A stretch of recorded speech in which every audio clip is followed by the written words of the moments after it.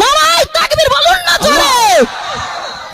কথাই বলে আল্লাহ ছাড় দেয় কিন্তু ছেড়ে দেয় না। প্রত্যেকটা ধর্মে একতা, ঐকতা, ভালোবাসা, মিলন বন্ধনের কথা লেখা। নারায়ে তাকবীর, নারায়ে তাকবীর, নারায়ে তাকবীর।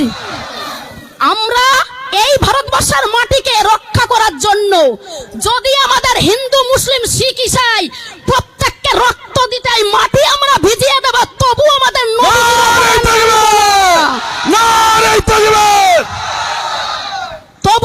নবীজির অপমান মানব না। কারণ আমাদের বিশ্ব নবী হযরত মুহাম্মদ জি হচ্ছেন একজন শান্তির দূত, যিনি বলেছেন তোমার বাড়ির পাশে যদি কেউ যদি অনাহারে দিন কাটে, যদি তারা দুঃখে দারিদ্রতে থাকে, যদি তারা কষ্টে থাকে, তাদেরকে তোমার থেকে একটু খাবার তাদেরকে দাও।